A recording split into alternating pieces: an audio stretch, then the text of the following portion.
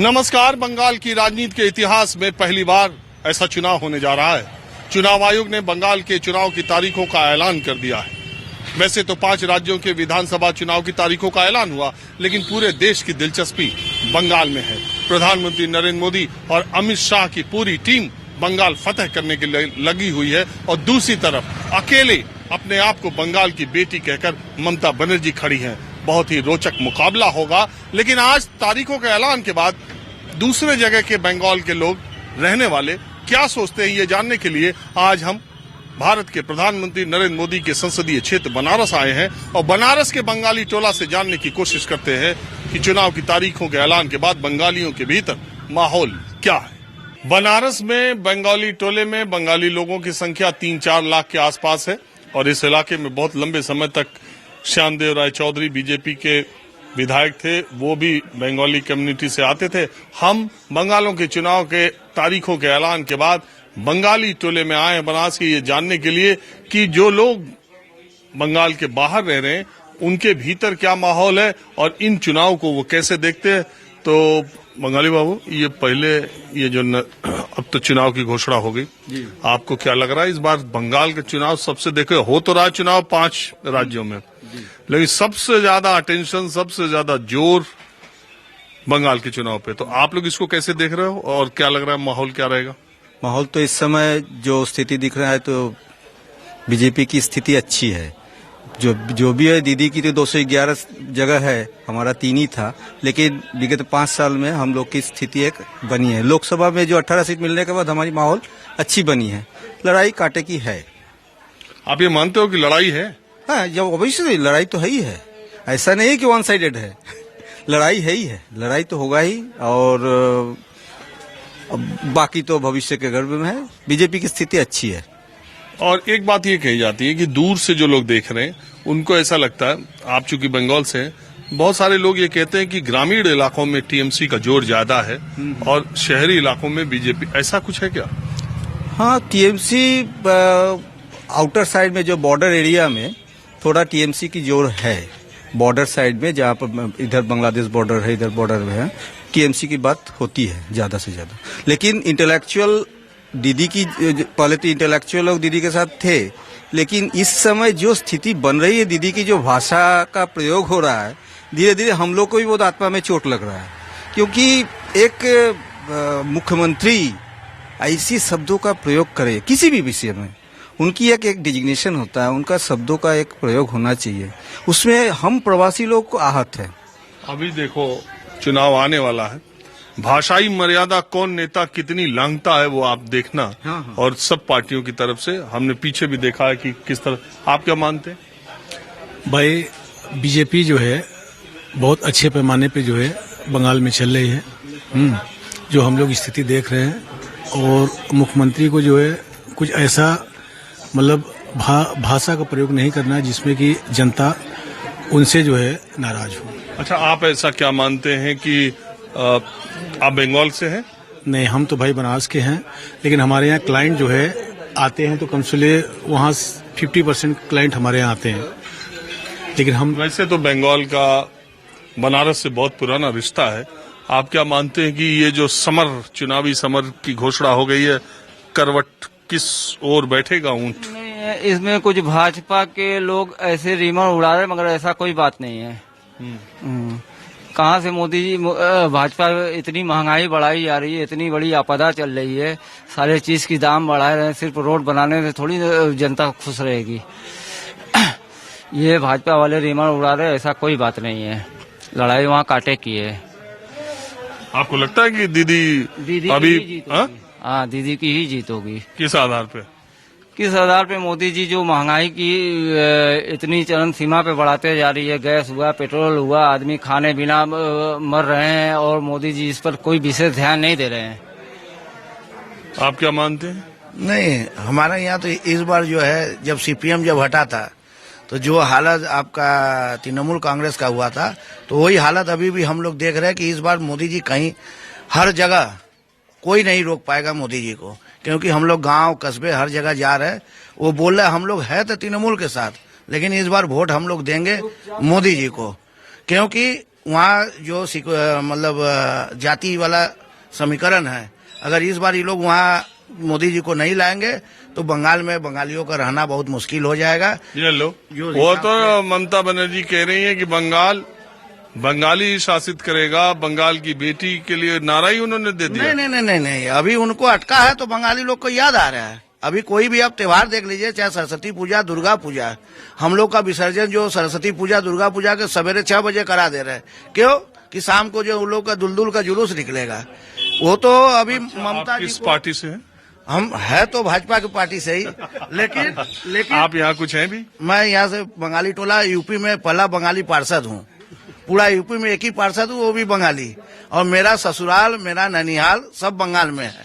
लेकिन वहाँ का जो हालत है, अभी हम परसों वहाँ से आए हैं। पार्षद ही टकरा गए तो ये सब आप ही के लोग हैं? नहीं, ऐसा कोई बात नहीं है। ये तो अपना अपना वो मत बता रहे, लेकिन हम लोग हर महीने में एक बार जाते हैं। बंगाल में स्थिति ये है। तो अब आप जब बंगाली पार्षद हैं, अकेले बंगाली पार्षद हैं, बीजेपी के पार्षद हैं, तो हम क्या आपसे उम्मीद करें कि आप इसके अलावा क्या कहेंगे? नहीं, जो वास्तविकता क्या है जो आप अपनी पार्टी की बात कर रहे हैं? नहीं, पार्टी की बात नहीं है ये। देखिए दीदी का इस समय मुस्लिम वोट के तरफ उनका डाल, इस समय जो हिंदू, जो मोदी जी जय श्री राम का नारा लगाए, तो उसके बाद से वो जो है हिंदू का हरे कृष्ण हरे राम का नारा लगा दिए। ठीक है, लेकिन वो मुस्लिम है कि हिंदू, इसमें भी डाउट है। इससे क्या मतलब यार? मुस्लिम हिंदू की बात कहाँ से आ गई? मुस्लिम हिंदू वाली बात नहीं है। जो मुसलमान लेके चल रहे हैं, हिंदू को मर्यादा नहीं रहा, इस समय वो ज्यादातर हिंदू को दे रहा है। लेकिन इस बार जीत दीदी के हार होगी, हम लोग मोदी जी का जीत पक्की मान के चलिए। हिंदू मुस्लिम की बात कहाँ से आ अभी गई? दीदी हिंदू मुस्लिम लेके चल रहा है। अच्छा, एक चीज, फुरपुरा शरीफ, ये जो दीदी सीधे सीधे बोल रही है कि 30% मेरा श्योर है, मेरा अपने हाथ में है, इसका क्या मतलब है? 30% मेरा श्योर है, बैंक बैलेंस है, और बाकी 70% पर फाइल लड़ेंगे, तो इसका मतलब ही क्या बनता है? पोलराइजेशन तो कर ही रही है, डिवाइड एंड रूल पॉलिसी तो है ही है। वोट की तरफ भाग रहे हैं, लेकिन मुस्लिम वोट नहीं मिलेगा इस बार। एक साल में इस बार जो होगा 50,000 रुपया पूजा के लिए दे दे और सरस्वती पूजा कर ले, 4 साल का रिकॉर्ड तो पब्लिक के पास याद है ही है क्या हुआ था। इस बार साइलेंट में चुपचाप पद्दो छाप, चुपचाप पद्दो छाप। बांग्ला में कहावत है यही है, बोले चुपचाप पद्दो छाप, कमल छाप, पद्दो फूल। हम लोग है तृणमूल के साथ, लेकिन इस बार वोट हम लोग मोदी जी को ही देंगे। क्या कह रहे हैं? नहीं, ऐसा है कि अब तो बताइए, इतने लोगों में आप ही मास्क लगाएं, डरते हैं आप ही, या आप सहूलियत रहते हैं? रोग से डरते हैं, रोगी से नहीं। तो ये लोग क्यों नहीं लगाते? मतलब हिम्मती है, और उम्र भी हो चुका है। अब 2 दिन के लिए है तो भाई कायदे से जाएं। नहीं, अभी चलेंगे, काहे 2 दिन? नहीं, ऐसी बात नहीं है। और दूसरी बात है, ममता जी के लिए पहली जय श्री राम गाड़ी से उतरे, दूसरी जय श्री राम में वो मंच से उतरे, और तीसरी जय श्री राम में वो गद्दी से उतर जाएंगे। जय श्री राम। इसका मतलब एक बात बताओ, ये सारी राजनीति हिंदुस्तान की अब जय श्री राम के इर्द गिर्द ही रहेगी? नहीं भाई, वो समझे, उनको काहे पीड़ा लग रहा भैया? अच्छा, राम तो सभी का है। सरकारी फंक्शन में जय श्री राम का नारा लगाया जाए, ये ठीक है? सरकारी पब्लिक कोई नेता नहीं, गांव वहाँ का पब्लिक लगाए, वहाँ के जनता, कुछ वो भी पब्लिक लगाए, कोई जो नाम एक बात बताओ, एक बात बताओ, सरकारी प्रोग्राम मान लिया। बंगाली होने के नाते आप एक बात बताओ, बंगाल को एक इंटेलेक्चुअल्स, बुद्धिजीवियों का जगह माना जाता था। अगर आप देखो, रविन्द्रनाथ टैगोर के देखो, चाहे जितने पुराने लोगों, जितने साहित्यकारों को देखो, ज्यादातर ने सेकुलर, धर्मनिरपेक्ष अपनी छवि और अपनी चीजें सामने रखी हैं। लेकिन बंगाल में कभी भी इस तरह की कम्युनल पॉलिटिक्स या इस तरह से जय श्री राम नारा लगा, ये बात सही है कि मैं दर्शकों को भी बता दूं, हिंदुत्व खतरे में है, ये लाइन, भारत माता की जय ये लाइन, और वंदे मातरम ये शब्द, ये तीनों बंगाल से निकला है। लेकिन इसके बावजूद हिंदुत्व या धर्म की राजनीति करने वाले लोग, या उस तरह की बातें करने वाले लोग, या कम्युनल लाइंस पर बंगाल की पॉलिटिक्स विभाजन के बाद उस तरीके से नहीं रही। एक उदाहरण, उत्तर प्रदेश में बीजेपी का शासन है, बीजेपी को सब कम्युनल कहते हैं, हिंदू साइड कहते हैं। आज के तारीख में बीजेपी यहाँ पर एक भी त्योहार कोई भी कम्युनिटी पालन करने में उन्हें कोई दिक्कत हुआ?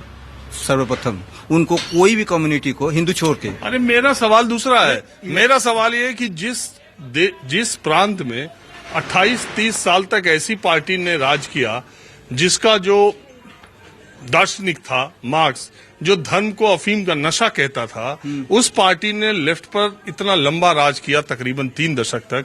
तो उसी प्रदेश में ऐसी स्थिति कहां आ गई जहां जय श्री राम का नारा चुनावी मुद्दा बन गया? एक्चुअली बना नहीं है। अच्छा सॉरी, हाँ बोलिए। देखिए, बंगाल की बात आप कर रहे हैं। बंगाल की जनता ने उसी दिन तय कर लिया था जब लोकसभा का चुनाव हुआ। तो लोकसभा के चुनाव में आपने देखा जो बीजेपी कभी वहाँ 1-2 सीट पाती थी, 20 सीट जो है वहाँ पर मिला भारतीय जनता पार्टी को। वहाँ की जनता ने मन बना लिया है कि जो है दीदी को भगाना है। अब इस चुनाव में भी आप देखेंगे भारतीय जनता पार्टी पूर्ण बहुमत से आ रही है। और जो अभी आपने क्वेश्चन आपने जो किया है उसके जवाब में मैं कहना चाहता हूं कि जब आप एक पक्ष की राजनीति अगर 25 साल से अगर आप करेंगे तो ये दशा आनी ही आनी है। तो वहाँ की जनता अब जो है समझ चुकी है। सिर्फ एक पक्ष, भारतीय जनता पार्टी कभी एक पक्ष लेकर नहीं चला है। अब वहाँ की जनता जान गई कि ममता सिर्फ एक पक्ष को लेकर चल रही है, इसलिए वो मन बना चुके हैं सारे लोग और निश्चित ही भारतीय जनता पार्टी की सरकार बनने जा रही है। मैं जो है कलकत्ता में खुद श्याम बाजार में रहता हूँ, मैं पूरे गांव में भी गया, सब जगह गया, मैं देखा हूँ भारतीय जनता पार्टी की सरकार बन रही है। गुरुजी, हाय गुरुजी काहे बोल रहे हैं आपको? लोग प्यार से कहते हैं।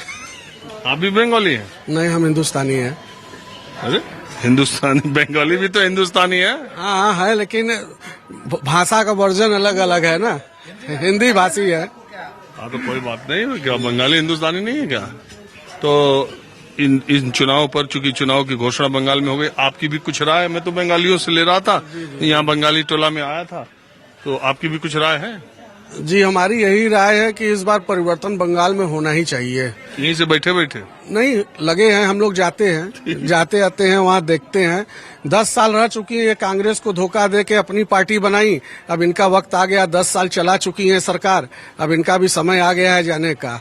अब वहाँ पे भाजपा परिवर्तन होना जरूरी है। देश के अंदर हर जगह पे एक ही सरकार की राज रहेगी। देखिए क्या इत्तेफाक है कि एक समय पश्चिम बंगाल के लेफ्ट के शासन को उखाड़ फेंकने के लिए ममता बनर्जी ने एनडीए बीजेपी का दामन पकड़ा था। बीजेपी ने बंगाल में घुसने के लिए ममता बनर्जी का हाथ पकड़ा था।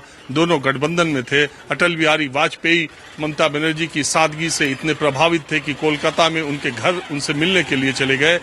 एक साथ गठबंधन में इस तरीके से था और आज उस मुकाम पर बंगाल की राजनीति आ गई है जिसमें ममता बनर्जी और बीजेपी एक दूसरे से ही दो हाथ करने के लिए तैयार है। माहौल क्या है? मैं बंगाली टोला में मैं हूं बनास के, कुछ और लोगों से बात करता हूं।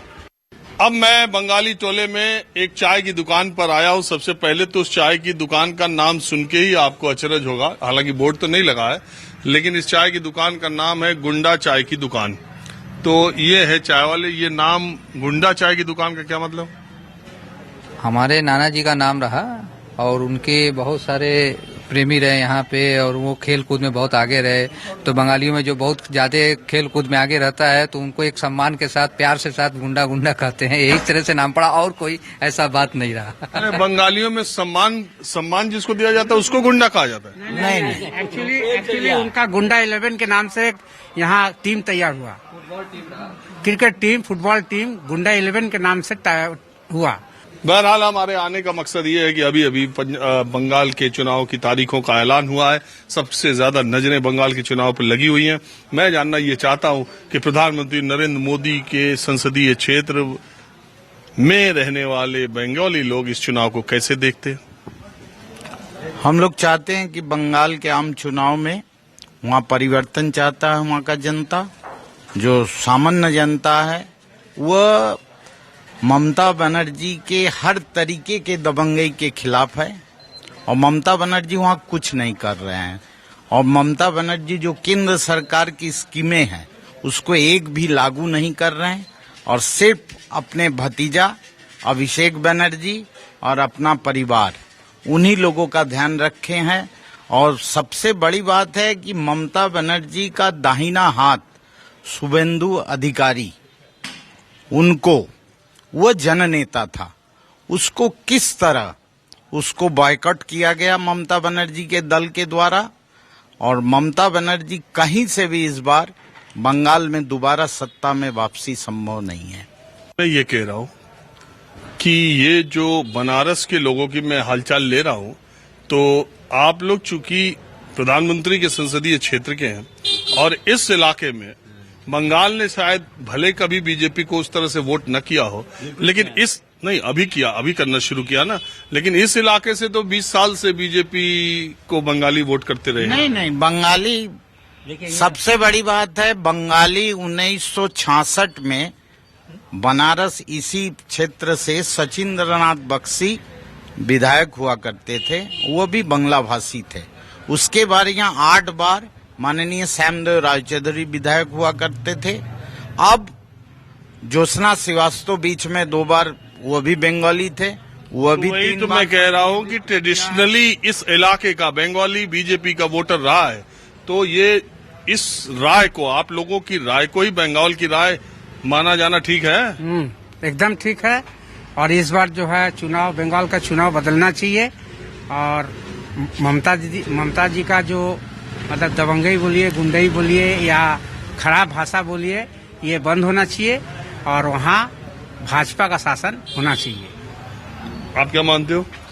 वहाँ पे तुष्टीकरण की नीति के खिलाफ सारी चीजें, व्यवस्थाएं जो डैमेज कर रही हैं, जातिगत हिसाब किताब से जो भावनाओं का ऊपर नीचे कर रहे हैं, ये सब सारी चीजें बहुत आहत करती हैं लोगों को, हमारे विशेषकर बंगाली समाज में, जो हम लोग ये सब नहीं चाहते, लेकिन उन्होंने इस तरीके की विचारधाराओं को वहाँ ऊपर। अच्छा, एक बात बताइए दादा, 10 साल में ममता बनर्जी ने जो काम किया उससे आपको कुछ लगता है ठीक काम किया नहीं किया? क्योंकि मैं था 2011 में कल पूछिएगा तब बता पाएंगे। कल हम घर से पूछ के बताएंगे क्योंकि 10 साल से तो हम इसी जगह पड़े हुए हैं। घर हमारा वहाँ है, घर हमारा हुआ है। हम जाते 10 दिन के लिए जाते, खाते पीते, बच्चों के साथ मनोरंजन करते, चले आते हैं।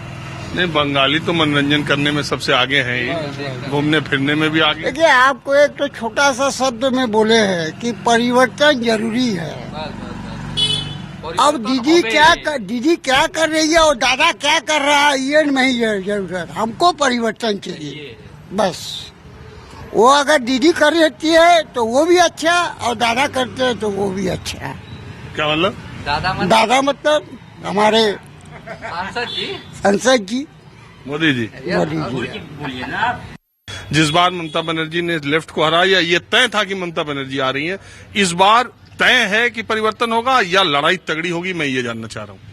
नहीं, लड़ाई तो इस बार जबरदस्त होगा और 50-50 होगी और फेस इलेक्शन होगा, तो भारतीय जनता पार्टी का सरकार बनेगा। अब तो दिलचस्प बात यह है कि बंगाल की राजनीति में इतना तगड़ा चुनाव कभी आज तक हाल के वर्षों में नहीं हुआ, जब 2 पार्टियां नेक टू नेक इस स्तर पर लड़ने जा रही हैं। दोनों की तैयारियां जबरदस्त है, दोनों तरफ से वार प्रतिवार लगातार हो रहा है। चुनाव की तारीखों का ऐलान हो गया, हम भी जल्द ही कोलकाता पहुंचने वाले हैं और बंगाल चुनाव का माहौल क्या है वहां से लेकर हाजिर होंगे। लेकिन आज तारीखों के ऐलान के तुरंत बाद जितने लोग मिल सके और जो कुछ भी कह सके मैंने आपको दिखाया। लेकिन जाते जाते ये बात जरूर कह दूं कि मैं उस इलाके में हूं जो प्रधानमंत्री नरेंद्र मोदी का संसदीय क्षेत्र है, मैं उस वार्ड में हूं जिसमें बीजेपी के पार्षद जीतते रहे, और मैं उस इलाके में हूं जहां से लगातार पिछले 30-35 वर्षों से बीजेपी के ही विधायक जीतते रहे और वो बंगाली कम्युनिटी के रहे। तो ये बात भी रखिएगा, इसको पूरे बंगाल की राय न माना जाए। कैमरामैन उमेश कुमार सिंह के साथ राजीव रंजन, न्यूज 24 बनारस।